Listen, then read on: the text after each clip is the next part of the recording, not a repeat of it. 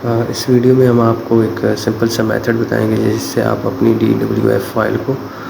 PDF में आसानी से कन्वर्ट कर सकते हैं। ये कुछ हमारे पास DWF की फ़ाइल्स पड़ी हुई हैं, इनको हमने अभी कन्वर्ट करना है PDF में। सो थंबनेल आपको लेफ़्ट साइड पे नज़र आ रहा होगा, इस पर आपने